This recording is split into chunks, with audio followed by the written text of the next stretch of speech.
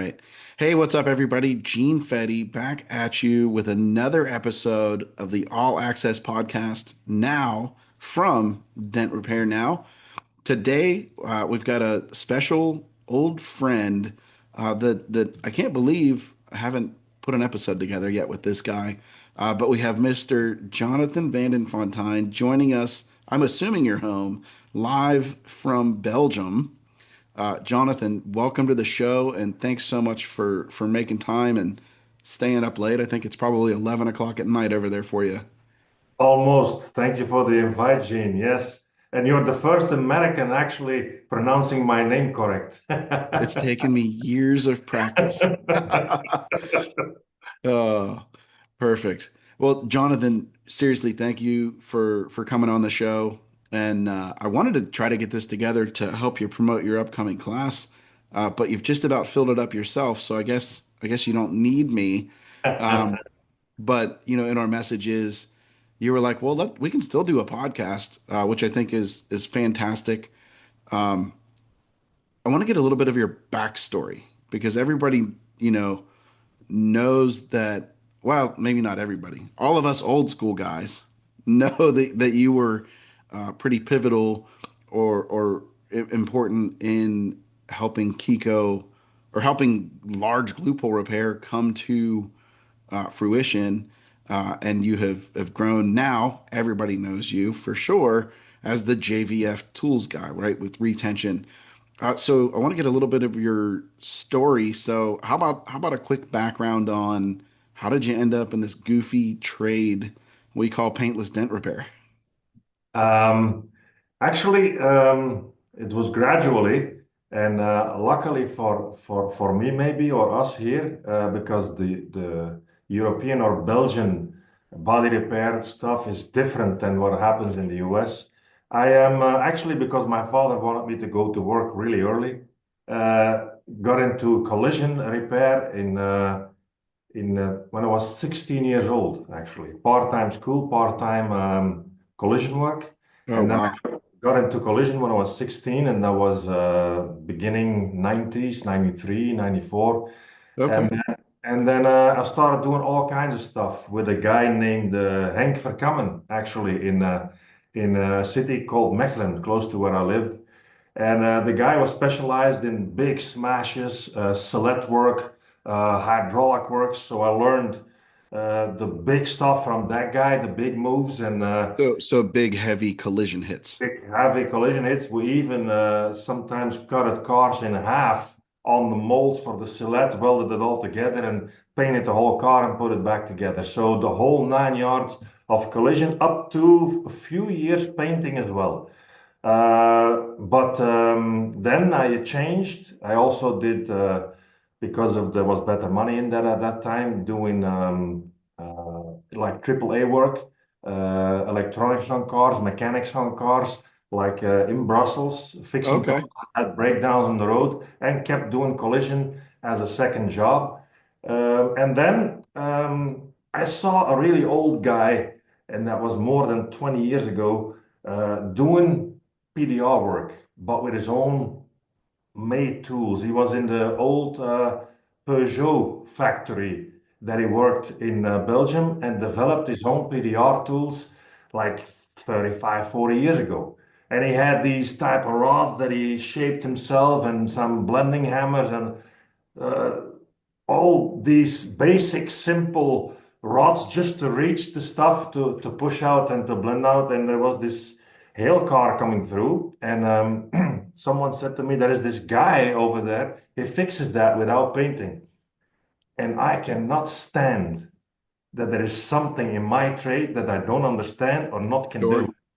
So I called him first, but he did a lot of work on the side, and he said, "I don't know what you mean. I don't." I said, "Look, I'm this guy. I'm from there.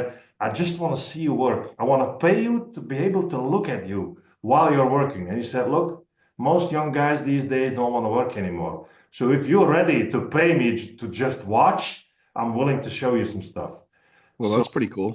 so I went over to him, and he was the first guy showing me how to push out dents like 100% to get them out in PDR quality. So I started doing that, buying some stuff. Beginning years of we have a WPT brand here, so I bought a set from them in Holland, and then later on, actually because of beginning of YouTube and then Doording.com and all of that Facebook beginning years, got into more tools, American tools, German tools, and started just using that. And because I worked with collision guys and in collision shops as an independent worker, I sold my hours to them to do Right. all kinds of work. Uh, I, I I had all the time in the world to um, uh, train myself in the trade. So no matter what the size of the dent was, I was able to try whatever I wanted because if it didn't work out, they were going to paint it anyway. So it's a great place to be to just try and do whatever you want to do and see would this work? What is my luck here? Can I stretch it that way? Can I go this far? Temperature wise, heating up, shrinking, you name it. You could just try anything you wanted, big dent wise, to see what will work in PDR. So that's how I roll into it, and now I'm doing PDR since the beginning 2000s. That's awesome. I bet you screwed up a lot of cars when you were trying stuff, right? Of course, for sure doing So that big dent stuff. that's one of the things that I always try to tell my students or new guys just looking for advice. It's a quote that I heard that's one of my favorite things, and it's the master has failed more times than the apprentice has tried. And that's exactly it. Your body shop, you get to try it. My body shop that I got to try was car lots. I would go out and I could fix some door dings, but I learned to do the big stuff when I'd have all the work done and it was early. And I'm like, well, I'll go back and work on that caved in bedside and see if I can figure it out. And I didn't get paid on a lot of jobs, but I learned on every single one. That's a cool testament to what it takes to become a serious technician. So early 2000s, you start to transition from body repair into PDR. Let's take a little fast forward step because I know it wasn't the early 2000s because it wasn't around yet.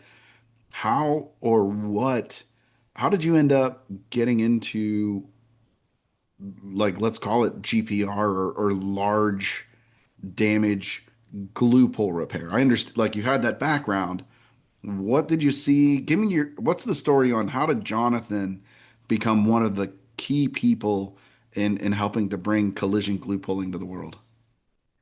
Well, I worked with a guy that did mobile homes. Those the movable mobile homes. I don't know how you Yep. call them. Yeah, trailer mobile. We call them mobile homes here too. So, and he asked me to repair some of those bigger things, but he didn't want to repaint them because the special paint they had on it and the stripings and everything else. And he didn't want to take them apart because the building of the furniture and everything else, and Yep. because of all the electricity and all that kind of stuff, he did not want to temper just on the outside. So I went looking for some stuff, and the first thing I got into on a show was that very first Worth kit with the Okay. slide hammer, with those tabs, the glue in there, and that kind of stuff. And then I bought one of those kits in a little case. I think most old school PDR guys in America have that case somewhere. I think I still have one in the basement. And I Still definitely have still the have the slide slide hammer. hammer in my box. Exactly. Yep. So, but that was I think 2005 or six that I bought that first kit from Worth. Because it was 2004 even or five because I was working with that guy then and but of course these worth sales guys they know zero about what they are selling. So you got the kit and I knew a few guys. They said don't buy it, Jonathan, it's crap, doesn't work, the glue doesn't stick and the this and the that and the blah blah blah, the whole 9 yards. Oh yeah. So I tried because I wouldn't take no for an answer. I said, if the Germans designed this, it has to work. Right. They don't fool around. They build stuff that works. So I started playing with temperatures, with cleaners, with polishing, and I found a way to make that glue kit work like a charm. I could do amazing stuff, only glue pulling, staying on the outside because I had no other option on those special mobile homes. I had no other choice than to perfect this glue pulling stuff, but there was stuff missing. And my wife at that time, Katja, she worked for United Airlines. So I could fly standby to wherever I wanted for $50 Oh, nice. or just the tax. And I saw Mike Toledo at that time on YouTube coming up like, hey, MTE guys, come along and this and blah, blah, blah. Actually, Mike Toledo presented MTE to Europe over his YouTube channel. Oh, cool. And I said, like, well, let's just fly there. $50 to over there. I took Katya around to Florida and I visited that show. It was 2012 or 13. And I saw there this company, a lot of companies. For me, it was like arriving at Disney World, like that doesn't exist in Europe. Only Right. PR tools and stuff. So my suitcase was filled up going back. But the most important thing in my case was I saw this company there, Kiko and Tim and Chris were there, and Tim Fisher at the time, and then Yep. I remember Mike, Tim. the owner, and they had a bunch of hail stuff and the little robo and that kind of stuff. But there was this engineer there that designed a long tab, a very flexible centipede. And I said, "What the hell is this?" And he said, "Yeah, it's a tab. You can cut it up, and it's always been Chris's dream to develop a tab that you can cut up to whatever size you want, and then use it exact on that type of sort of dent. Yep. He probably will do it in the future to make something that you can cut to what you need." But I said, well, I want to buy a few. Let's try it. But I saw instantly, like I asked him at that time on Tim, where are your tools here to use this big tab? And he said, like a robo. And Wow. I went like, a robo, really? I bought a robo to do the hail stuff. But of course, in my mind, this big of a tab and then the robo with the tab in the dent, yeah, that sounded crazy to me.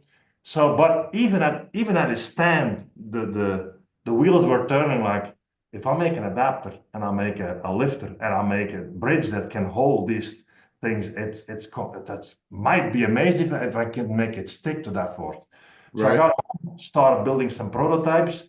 And all of a sudden, instead of pushing 1,000 times on a big dent and going all the time back in, back in, back in, out, in, out, fatiguing the metal, now I could use a big tab, put a clamp on it, use a hydraulic puller, use a bridge and a lifter, and bring that thing out like 80% in like a quarter of an hour.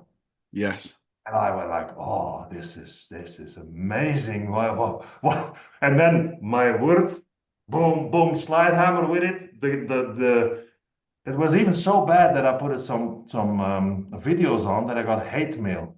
You liar! That is impossible. I got hate mail for showing people hot glue is pulling out this dent. I believe it. That was a little bit after because I saw this and I went like, of course I destroyed some tabs with the hydraulics. And Sure. I called Kiko and I said, look, are you coming to Yasre in Germany? They said, yeah. I said, well, can you bring 30 of those tabs? And then Fisher said to me, yeah, I'll bring them. I'll wrap them up. If you anything else you want? Yeah, your experimental glues, whatever you have, different glues, a package of everything, because I want to try them all to see how they behave in our temperatures over here. Right. So they came to Europe, and Chris must have told Tim. I don't know that story, but I think he said if that guy is picking up these 30 centipedes, you send him to me. I want to see him. I want to know why he wants these centipedes. Right. So Chris said, "You need to be there for those centipedes." So I went to Chris. Said, "Yeah." He said, "First, you did a good deal here because I brought them in and I paid a tax on it and blah blah." I said, "Yeah, okay." But he was happy, of course, too. But he wanted to know why do you want them? Because we are thinking on stopping to sell these. Because I said, "Yeah, but I see what the problem is." He said, "Yeah, what is the problem?" I said, "You have these type of tabs and you have these type of tools. You need there is PDR here." and there is collision, but in the middle, there is this road, open road of global repair. You can come from here to here and from there to here, but you need tools. You have no tools. And I said, I'm doing this, and I showed him before and after with this tab. He said, I don't believe that. That is impossible. And then I showed him some video, and he was like, hmm. Huh. Can we have a conversation? Yes. So he came to Brussels the after the show. I came to Brussels because 10 minutes from my house at that time, and the rest is history. That's awesome. That's awesome. So speaking of those and the videos, I've got a video that was it's one of your videos that was like a light bulb moment for me as a PDR guy. And I had, pushed smashes, like you said, pushing 1,000 times. And I saw this video. Let me see, we've got it pulled up here somewhere. I think this is it. And we're gonna let this play. So this is one of those videos, and you likely let me move this out of here. Let's close this. You likely got hate mail from this thing. So this is, I don't know if we have sound. No, no sound. So we can narrate over this. So this video showed up on my Facebook feed. And if you missed the title in the beginning, it's like horse, you know, kicks or hip check. I say the horse hip checked the quarter panel on this van. And this is before these vans were real relevant here. And I'm Yeah. like, man, this thing was pushed in. And here in a second, you're going to watch what I imagine has to be a pretty early ice centipede. You're going to set it up and you walk this thing out like literally in a matter of minutes. Do you remember this repair? Oh, yes, I remember it. Yeah. Like you said, the side kicked it, and the same thing on the inside, double metal. Right, And the guy, the only option that he had was to grind it all off and to start spot welding or right. to put a new panel on it. So this is a Salette hydraulic system, like Yep. you can see, but he had no tower, so I had to put a tube in there to be able to be high enough. Oh, okay. Yep. This was like you said, one of the first ice centipedes that are glued just above the body line. And Yep. that thing that came out like it I had to stop because I would overpull it. Truly, Yes. with hot glue. The body shop themselves could not believe that I fixed that in 3, 4 hours. And the top side they did not paint, and the bottom because the paint was cracked, they Yeah. repainted. But only glue pull fixed that whole thing, and that was we checked it earlier. What do you say, 8 years ago this year? Yeah, this is from, so this would be 17, Yeah, 2017. Yeah. yeah. Um, man, so I saw this and this would I we got our shop in early 18. So, I was getting ready to move into a shop and I saw this and this sold me. I bought my first K bar and some centipede tabs and I bought the foot that goes into the K bar so I could have a leverage tool and a beam. Um, this also was so impressive that I start talking to my body shops about. I'm like, man, you guys got to see what this glue pull stuff is doing. My friend Jonathan is making these pulls, and I couldn't tell you how many times I've shared this video. Pulled it up on my phone, and I'm like, watch this, and that's unbelievable. He looked a lot younger in that picture. Yeah, yeah, I do. 8 years and a beard makes a lot of difference. It You sure know. does. It sure does. Um, but that video, I'm telling you, I can't tell you. I think every body shop that I was going into and servicing back in that, 17, 18, 19 era, they saw that video. That sold me on big glue pull repair. That sold, I'm certain, a lot of body shops on big glue pull repair. Crazy. And really, like that video helped lead me down the path to my time at Kiko, right? Which overlapped some of your time at Kiko. So you get to meet Chris, you're buying some of these tabs, you're starting to do these pulls, and you start designing or helping to design some of the tools and the tabs that we still use today, right? If I go down and look at my Kiko rack on the wall, right? Yeah, Those are the same tools that you were using back in the day. yeah, correct. How fun was that to get to play around and design tools and Well, it was and still is an exciting time to design tools because to my field, when I came into collision, I saw grandfather tools standing on little carts, dollies, slappers, you name it, on those carts. And the newest thing was spotters, eh? Spot welding spot machines. welder? Yep. That's it. And for the collision, actually almost nothing new came out for years, or it was connected to the same old school stuff. But now, because of this global technology, there was this amazing stuff to do. And because of my capability on testing all kinds of stuff, I worked really close with Chris and for that same matter, Jerry as well. That was the designer over there, engineer, also BJ. It was amazing because I had ideas, build a prototype if it was for a tool. But then tabs, we had ideas, bounced off each other, and then just started trying stuff and see what would work and what did not work. Because, of course, Gene, uh, people sometimes think that look at the tool set that's designed, that tool after tool after tool was just designed and hang on the cart and hey, here is our tool set. That's not No, how it works. so much Uh, different than that. exactly. And you need to design a lot, you need to make a lot of stuff. I still have a bunch of prototypes laying around. And my personal goal is if you make a tool, a new tool for something specific, you need to use your prototype and it needs to become your go-to tool for that type of repair. If it doesn't, and you grab the old tool again, don't even bother bringing it out. But if your new tool, your new prototype is so much better than the stuff that exists for it, well, then please bother and make it because uh, while you're working with it, you perfect the tool to what you think is a great tool or great for that type of repair. Because we Right. know you need a bunch of tools because there is not no such thing as a one tool does it all. It doesn't exist. No, no. For specific problems, you can design specific tools. And for me, it needs to become my go-to tool or I don't even bother anymore. Well, I remember you telling me the story. This was before my Kiko time. It was when the 7 millimeter dead center crease tab came out for pulling, pulling body lines, pulling tight creases.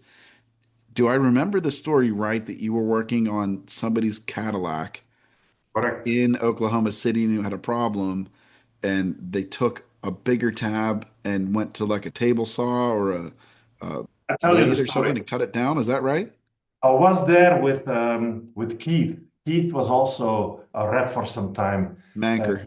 Keith Manker, a great Yep. guy, funny guy to work with, but a Hale technician that needs to go for speed and also nervous, but a Yep. good guy. He was Yep. there too, and Jerry was there, and we needed a car to do some because we were at that time making movies for the website. Kenny Yep. was there doing great e-commerce stuff, but he wanted more videos. Sure. So we were looking for a repair to shoot some stuff on, and Jerry said, "Well, my wife ran into the waste bin, and the waste bin turned between the wall and the car and left a line imprint through my Cadillac in the back. So it began on the dog leg, turned through the wheel well into Yep. the quarter panel, but an expensive car." And we all said let's do glue pulling on it, but creases and glue pulling was not done yet at that time. Glue pulling, of course, and then knocking down, pulling, knocking, pulling, knocking, pulling, knocking like 1,000 times to hopefully get the thing far Yep. enough out that you start glue pulling and you push with a tool to finish up a crease.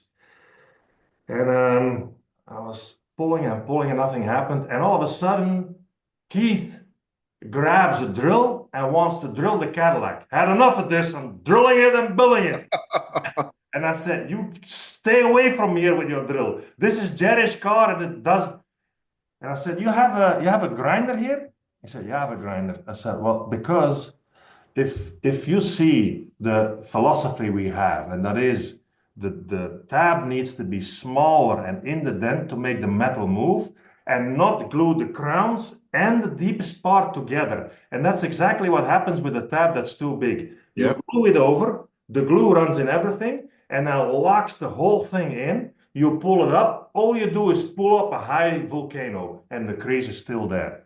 Yep. Said, I want to try something. So he gives me a grinder, and we had at that time in the tool set all Keith Costantino's tabs.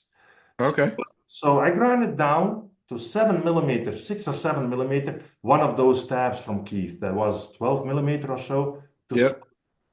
I put glue on it, glued it in the crease, took a robo, and went like boom. I could not believe what I saw. I said, "What is this?" And Jerry came and looked at it, and everybody like looked at it. Chris looked at it. I said, "Wait, guys, I want to see what happens further." So glued it again, and the whole crease inside out. Just So it was blocked it out. not a coincidence anymore. But otherwise, I would have never, not being in that testing situation, would have never ever tried to think like, hey, let's make a really thin tab, but really long. It's going to be really strong for creases. That would have been absurd in the logical thinking because probably wouldn't be strong enough to pull that inside out. Unbelievable. So That listen, that that's when those crease tabs started. those crease tabs sold a lot of glue pull systems because Yeah. you get somebody in front of you and you glue this little 7 millimeter wide tab onto a panel, and then we'd set the crease killer, the double robo up, and we get Yeah. these big muscle heads, and they're like, "Ugh," and they can't get it to go, and you pull it off, and it's got a body line. Unbelievable. That Well, short after we came out with the crease killer, double robo, the feet, and then Yep, the longer centipede crease tab, you yep, literally rip body lines into metal. It is yeah, unbelievable. You rip off paint of paint that you would never rip off with a tab in another situation. With because those you're pulling crease so things, hard. it's unbelievable. Yeah, we had a door. I don't think you were there. It was SEMA, right, sort of when you were exiting and I was in, and we had a Ford door, and on that door we demoed the crease killer. At the end, remember the old Ford Flexes? They had it was a reverse body line down the door. They had a few. I don't know any Ford flexes, but anyway. Anyways, the F-150 door looked like a different door when we were done because we had so many separate body lines pulled into it. It was unbelievable. Unbelievable. It even helps a lot on if you get some flimsy or oil canning metal, uh, put that tab on a body line, boom, lift it like a millimeter. It's Yep. gonna boom, put tension on that panel again, and nobody notices anything.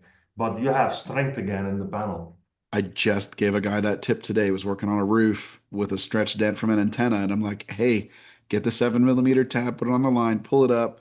I said, "You can even hide some of that stretch," and he was like, "That's my next move." Yeah, So good stuff. That that sounds like. I mean, I really loved my time at Kiko. It sounds like you had even more fun than me at Kiko because you got to play and test and design. Let's fast forward a little bit because we could probably talk for hours on this whole story. Now you're JVF, right? You're JVF Tools. What, I guess, what led you to bringing your own tools out, and what all do you have to offer there? So let's get your story, and then we can pull your website up and look at some of the stuff. yeah.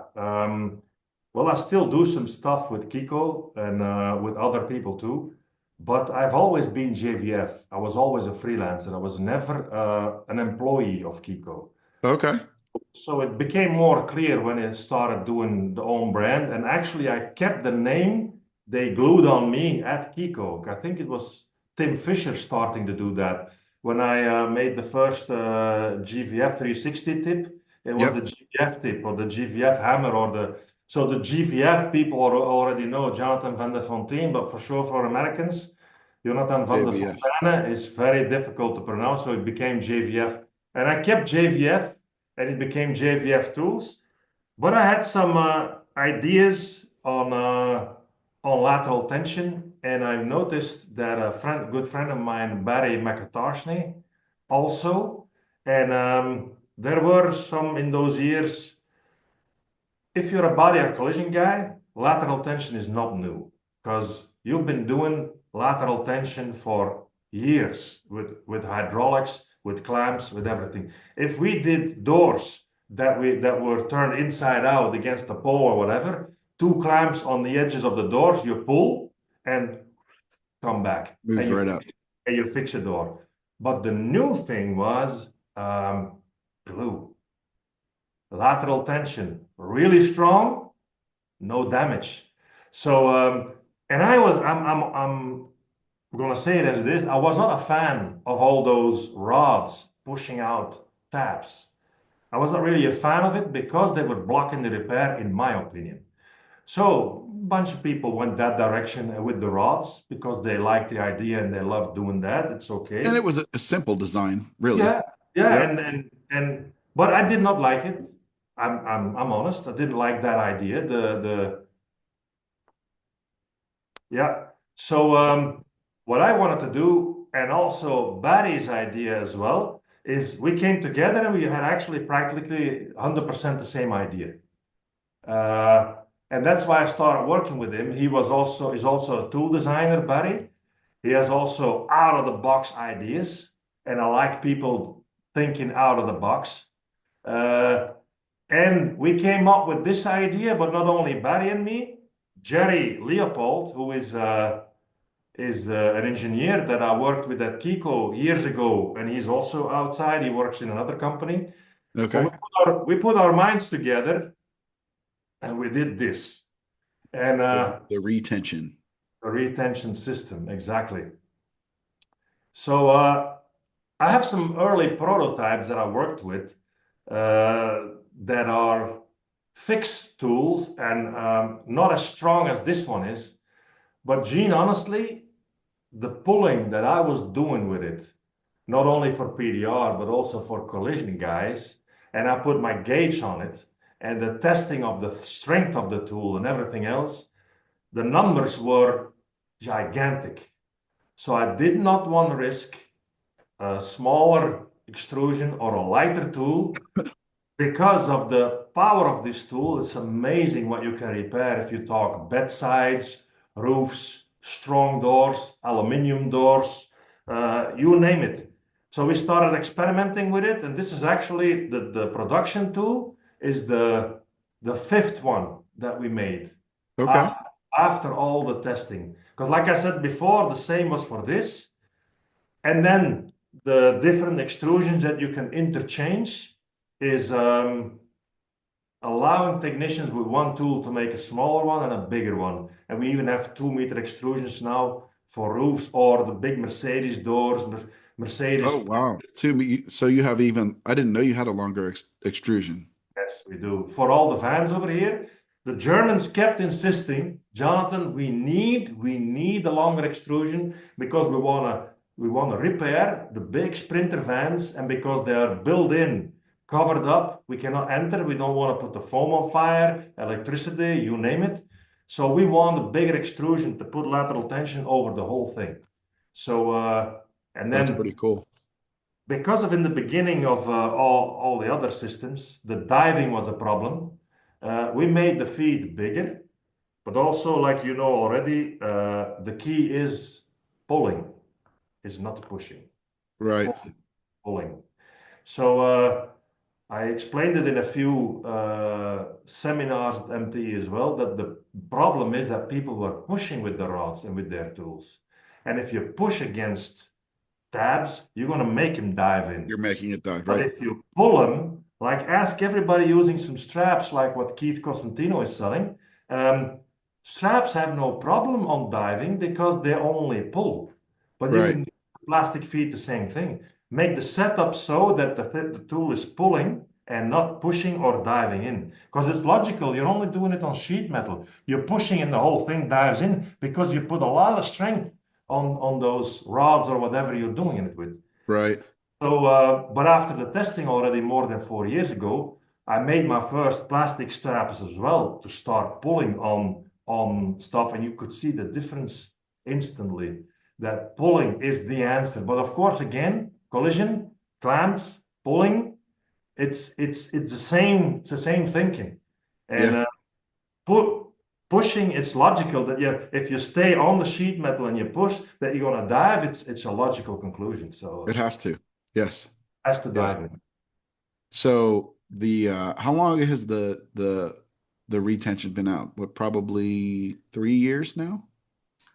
I think we released it in September 23. Okay. So a little over 2 years. Yes. Yes. And it, guys, I will tell you that if you have not used this system, it is, it almost looks like the Germans engineered it because it's almost over engineered. It My is, grandfather was a German. I'm guilty. oh, there you go. See, I knew it. Um, it is seriously heavy duty. Uh, it almost, it almost looks daunting to put on a car, but it works so well. Like you can tell that you guys have put a lot of thought into it. The way it marries to the feet, the way it holds, even I don't know how much that weighs. I mean, it's a pretty significant tool. It just holds on so well and moves out of your way, up or down, so smooth. Um, you can pull laterally with it. You can also compress with it, right? Which is a retension. You're retensioning the panel. Um, man, it is a spectacular tool. Um, are you going to be at MTE? Is it going to be there? Yes, yes, yes. And in No. America, Anson has them in stock. They're on the Kiko website as well. Morgan has it, where you bought your glue. That's who I got the glue from, right? Morgan has the glue. He has the glue guns, and he has the retention system as well. So Nice. I think Um, he's on my website page. You can find him over there as well. okay. Yeah, we'll find that for sure. And then I saw that you've come out with a new mini Yes, retention system. yes. Same design, just a little lighter duty, a little bit more maneuverable, flexible, easy to use. It's a smaller system because the feet are actually a big difference with. I got some first tools hanging here. 1 second. I'll show you. So it looks like I think I have the more narrow feet for the standard system. Is it This the is the big same? one. You see Yep. the foot, what the difference is? It's quite Oh, a okay.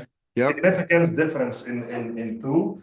Why Yes. did we do it? Well, actually, uh, we had PDR techs asking us if we could do a lighter version for only PDR use and make Okay. it into a kit. So the body line buddies are in there, the smaller feet are in there. There are two Nice. traction tabs and some collision tabs in there to out of the box be ready to start using as a PDR tech. And it's the 60 centimeter, the small extrusion that's also in the big kit. Oh, But okay. but important, extrusions are the same.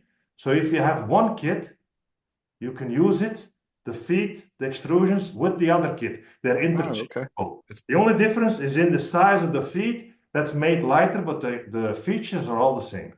Oh, nice. And another thing that I think may go unnoticed is, and this is on both tools, the, and I don't know if you can see my pointer Yeah, on. the lock-on You can lift. also use this tool as a beam, Yeah. right? So you can use it with tension independently, as a beam independently, or with tension and an outward pull. Uh, That's why we call it actually retention. I think it is Barry that was the first one uh, coming up with that retention name because you have the lateral tension and then at the same time the pull up. Because like we all know, it's not always possible to only with lateral tension to bring up right. metal. And the best way forward is first to combine it with cold glue, with a slide hammer, put tension on it, use cold glue. But Get that metal moving. exactly. But sometimes the cold glue ain't strong enough because it's a bad kink or a strong kick in that lateral tension is necessary. But then Right. lateral tension with that lock-on lifter, then you're actually doing this. You're pushing out the dent and at the same time pulling up. So you're doing retensioning is the combination of those two. Yeah, that makes sense.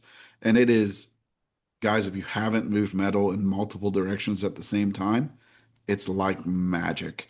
It's I call it like it's almost like the third dimension of repair because we've always just gone up or down, and then now we can go out, and then when you combine outward and outward, it's magical. Like just these huge smashes unfold. Uh, there's still haters. That Bryce just shared that BMW repair he did, and Unbelievable. the hate was like, "That's not real. You can't do this." Like he's like, "Well, here it is. Yeah, check it out. It's crazy." But Um, that is one of the reasons, sorry to interrupt you, but that is no, one you're of the good. reasons that, like for these master classes, good technicians are so interested in seeing what some of them guys doing this, like Guedes Arilson, the Brazilian that's coming.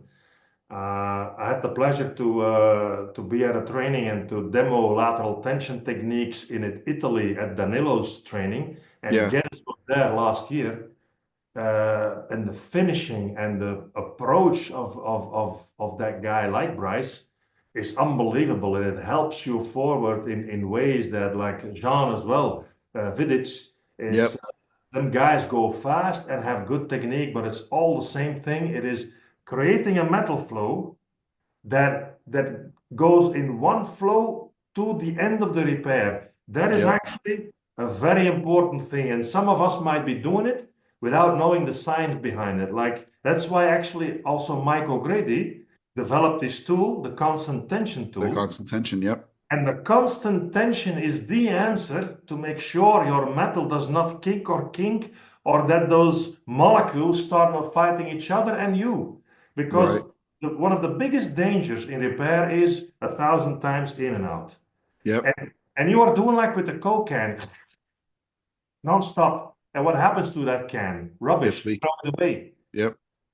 Metal the same. So the better your flow to repair is in one motion and keep the motion going, the better your repair will be, the less chance on oil canning. Because it's the fallback every time that creates more problems.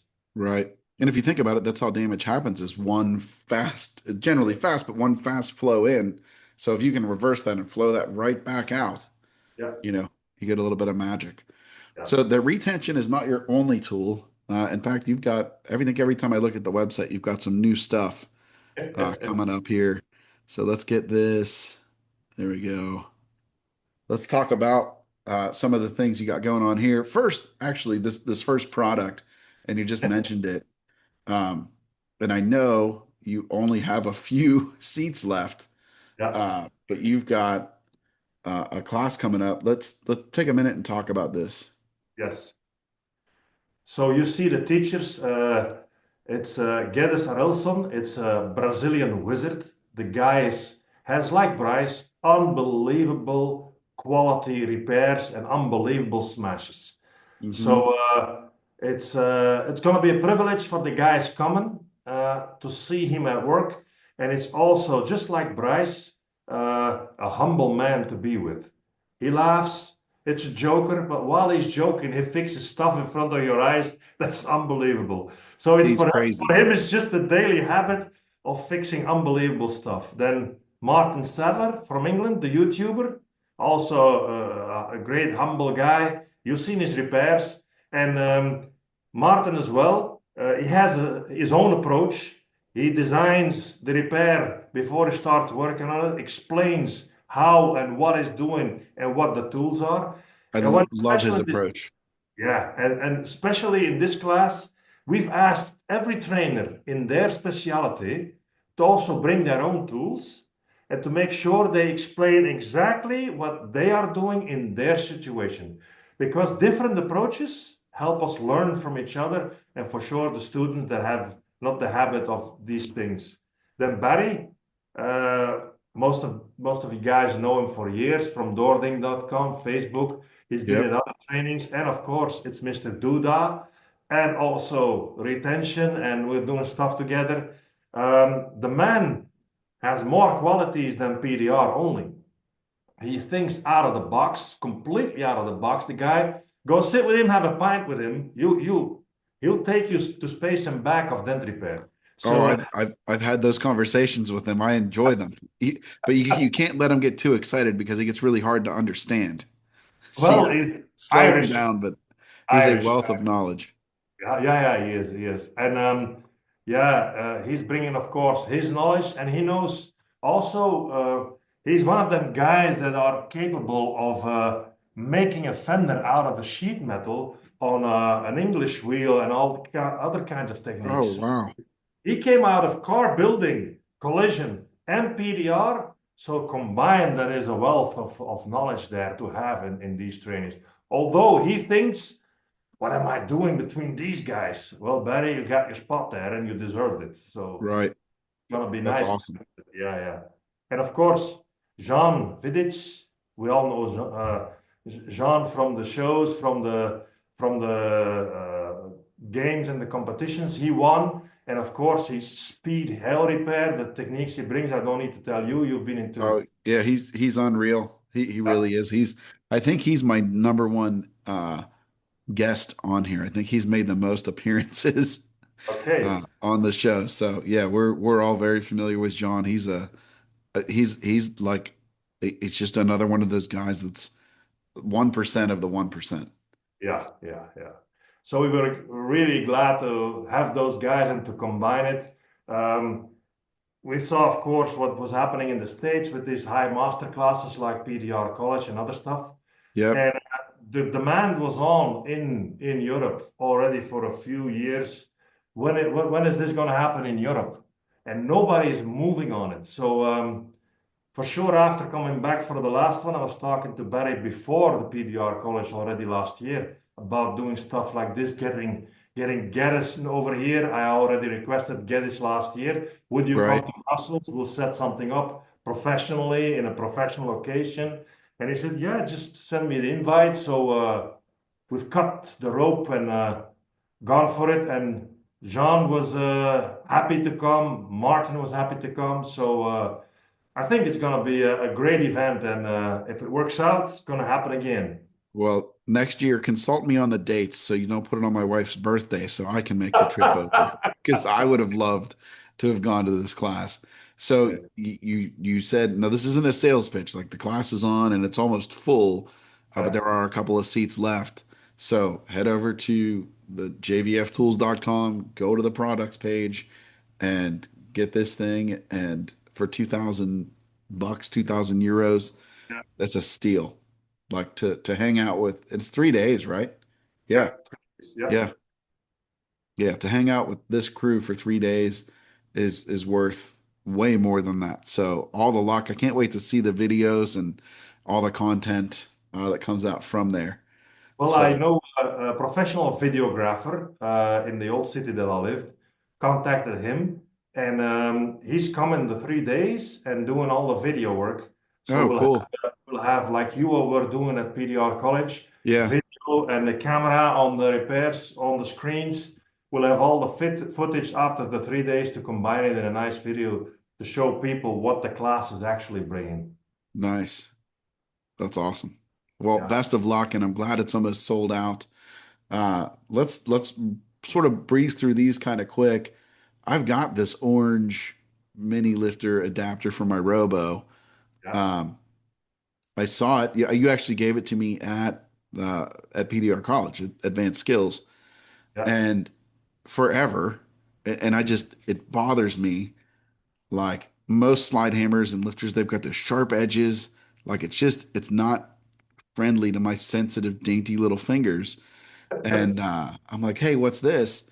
And this is like an upgraded adapter for it. So I see you've got round, you've got the uh, crease head, and then is this like T-slot adapter for Yeah, the other tabs. yeah, Uh, it's one of those simple changes that makes a big difference in my everyday. yeah. And we did it for, it works, of course, with all the Kiko stuff. Yep. Because you turn it on the Robo or on the Worth lifter or everything with the 6 millimeter, it works on. But uh, my main goal was not to have something blocking it, taking a long adapter, but also you saw our tabs. We have these tension head tabs, Yes. and Yep. So these are right here. yeah, you grab them, and of course they squeeze to the side of the adapter, like you can see, and then you can wiggle whatever you want. You pull off a tab, and it stays in the adapter. And Right. It's not flying all over the place. yeah, exactly. It does not fly away. It just grabs the tab and stays in there. But the sharper adapters, they were scratching those tabs and Oh, they were okay. cutting the plastic off. So I said, well, because I was like you, uh, I've been bleeding many times just by Yes. pulling a tab off and the Yep. tab cutting into your finger. So I thought, well, let's try an easy. It's also a slightly bigger diameter to make sure we Yep. can do the cutouts and everything. But since I've been using this, it's a great change to a great lifter already. Like the Robo is still my go-to little lifter for all kinds of tabs. Well, I love my Robo. So now I've got your tab adapter for it, and I've got Keith's the aluminum legs that Yeah, the give you key. adjustment there. It's like we're doing aftermarket work to the Robo lifter and making it even we're making it our own and making it cooler. Um, Coming down here, your collision glue pellets.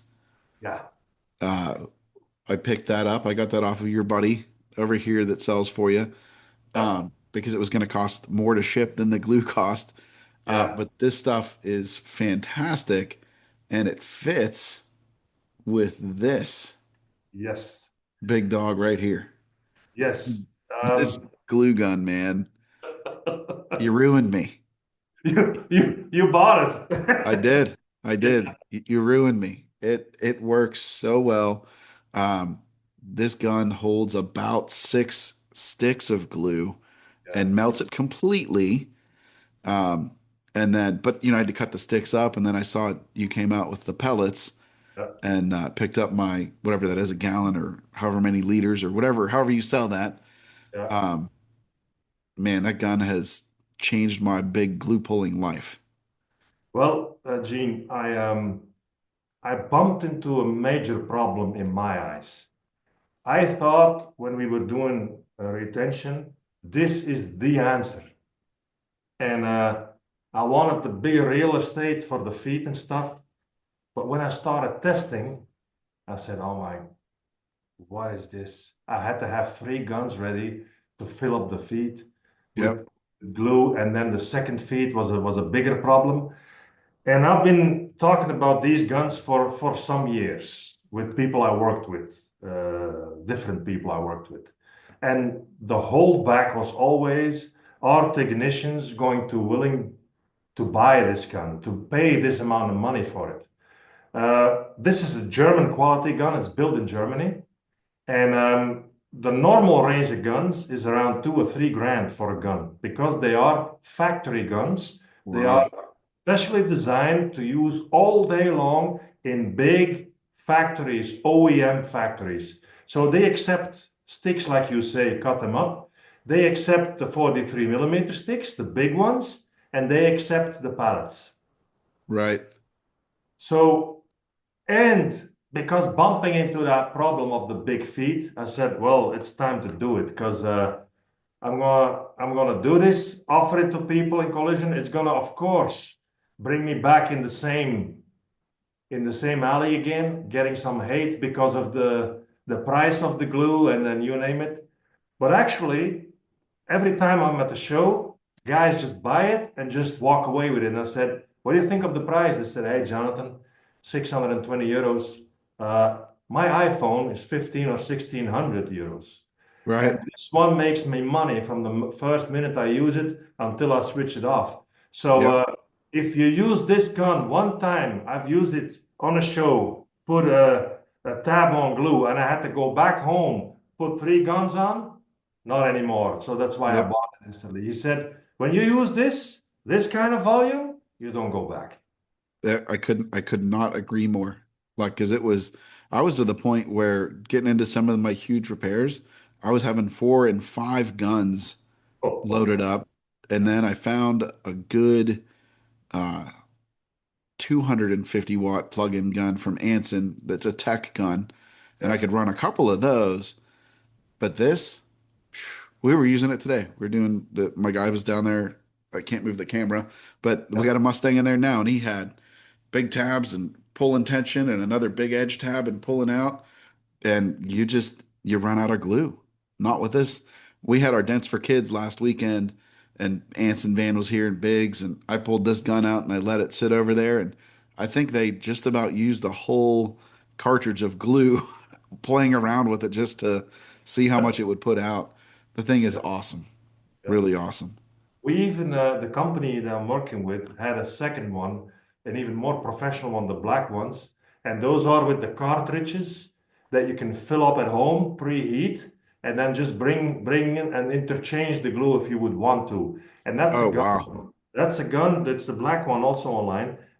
It's a gun with the heater system on it and a compressor hose.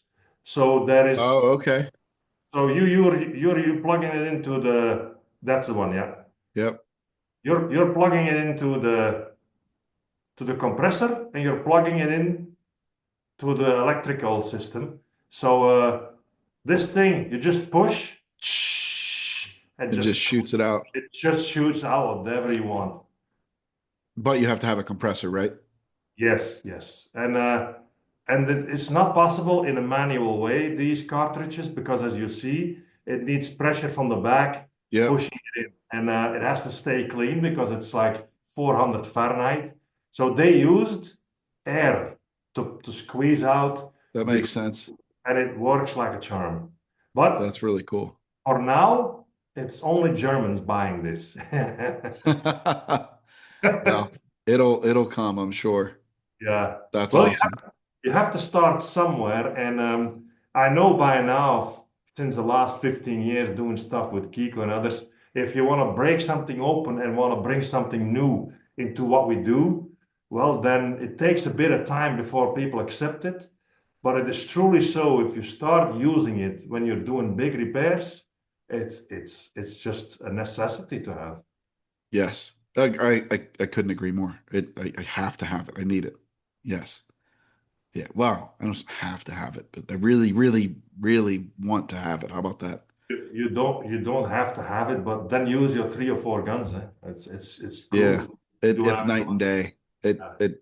It's unbelievable. And especially for the big feet, the big straps, it's Yeah. just a no-brainer For in me, my it was the world. missing link. I was because even for me, even more, I was not only doing repairs, but testing prototypes of retention systems. So I wanted to test those feet in all kind of different situations, quarters, this, that. Barry also in Ireland. Can you imagine regluing those feet like 10 times in a row with No. those old guns? No. It started aggravating me, really. Yes. So yeah, Yeah. Well, your whole entire tool lineup, not that I would expect anything else from you, is world-class, top-notch stuff. You know, thank it's you. you've We are really trying hard. well, I can tell, and you see it, and keep doing what you're doing because it's you're making our life as technicians better with these better tools. Yeah, So thank you. that is awesome. Before I let you go, because I've already taken you longer than I said I would take you. Cool. Do you have anything else you want to talk about? Any parting advice, anything like that? It was a pretty interesting show. I enjoyed it. Me I don't care if too. anybody else does or not. I liked this one. Uh, Not really, no. It's still exciting stuff to come because this is the really nice thing in what we do. Um, the only thing what bothers me a little bit in the whole industry, just a little bit, is that I see a lot of technicians with good ideas, and I've been approached by guys with really good ideas. And because of all the copying going on, we are obliged, we have to take patents, expensive patents, to protect our tools, and even then, the claims in the patents are copied. So I don't even know how it's possible, but where is the morality gone? Where is the even we need to advise guys to, if people approach me for a tool, I first say, please don't talk about it to me. Don't. Did you take a patent to protect yourself? No. First do it. If Right. your tool is a go-to tool right now and you're sure that's really good, protect it with a basic patent that will protect you already for a year, and then you can go further and do it worldwide, PCT it, whatever you want to do. But protect yourself, and it works. So how does it work? Temu started copying our tool. Some companies copied our features from the tool. The swiveling from left to right and all those things did not exist before we came out with this tool. So, Right. so protect your tool, and then you can come to market and it works. To give you an idea, Temu, Alibaba, AliExpress, all those websites, Chinese companies copy pasted the tool and we got it off of there, all of it. And if That's awesome. they come online, we're getting it off again. And it is praised to actually Alibaba and to AliExpress, because we have to commend them for it. They have an IPA, an international platform, protection platform. Oh, And good. what happens there is you have to file and send up all your information. You need a lawyer, of course, your lawyer, your patent lawyer. And Right. it's possible, if you talk to them, to in simple ways confront those companies with the infringing, and they take them offline. So new guys, new with good ideas, please do not hold back, because some crazy people are instantly copying everything. Just protect it, and when the patent is granted, you'll have something in your hands that is You'll be proof. good to go. Yeah. Yes. So along those lines, and I don't know if I've said it, I have to have said it on here. I know I've said it publicly before. Guys, it is, I understand that you can go buy a knockoff tool for literally pennies on the dollar. But what you can't do is leave people like Jonathan, like Kiko, like Charlie with Cam Auto, like Craig and Anson. You can't leave these inventors high and dry.